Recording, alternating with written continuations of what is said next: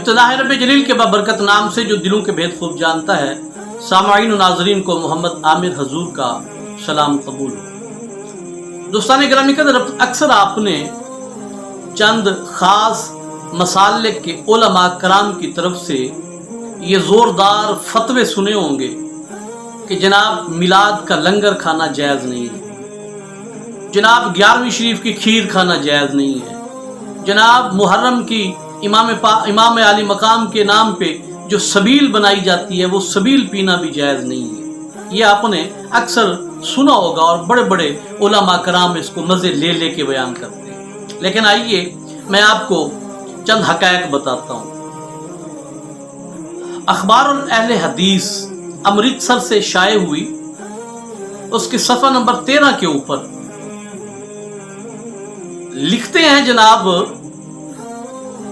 कि जो लोग अपने पैसे बैंक में रखते हैं, सूद पे रखते हैं, यानी एक मुकर्ररा लिमिट होती है, कुछ पैसे होते हैं वो 5 साल के लिए, 2 साल के लिए, 10 साल के लिए आप रख देते हैं और उनके ऊपर आपको सूद मिलता रहता है। तो कहते हैं जनाब अखबारुल अहले हदीस के मुसन्निफ और फतावा सनाइया में भी है, ये लिखते हैं कि जो आपने सूद पर पैसे रखे बैंक में, अब उनसे जो मुनाफा, चूंकि आपने बैंक में रखे थे, आपने कारोबार किया था, अब ये सूद में शामिल नहीं है, और अगर सूद है भी तो ये मुनाफा और ये पैसे चूंकि कारोबार के नतीजे में आपको मुनाफा मिला था, ये आप खा सकते हैं, इस्तेमाल कर सकते हैं, इसे दीनी कामों पे, नेक कामों पे भी इस्तेमाल कर सकते हैं। ये इन्होंने फतवा दिया है। अच्छा, इन्हीं के ही मसलक के एक और बहुत बड़े नामवर आलिम दीन है करम अल जलीली साहब। उन्होंने सहीफा अहले हदीस एक किताब है, उसके अंदर लिखा है, मिशकात शरीफ की एक हदीस मुबारक नकल की है कि हुजूर नबी करीम सल्लल्लाहु अलैहि वसल्लम ने इरशाद फरमाया, करम अल जलीली साहब के लफ्ज में कोट कर रहा हूं, वो कहते हैं कि हुजूर, मिशकात शरीफ में है कि हुजूर नबी करीम सल्लल्लाहु अलैहि वसल्लम ने इरशाद फरमाया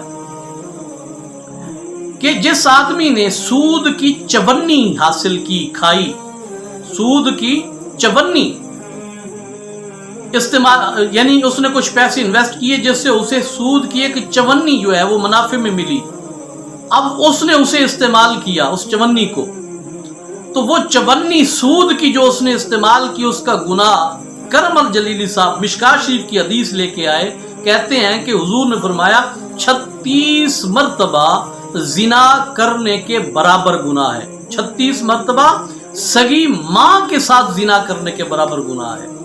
अब आप इन दोनों बातों को मिलाइए और फिर समझने की कोशिश कीजिए। एक तरफ कहते हैं जनाब कि मिलाद का लंगर नहीं खाना, जनाब ठीक है, आपने नहीं खाना तो आप ना खाएं, पता नहीं आपको क्या चिढ़ है, मिलाद का लंगर भी हराम हो गया।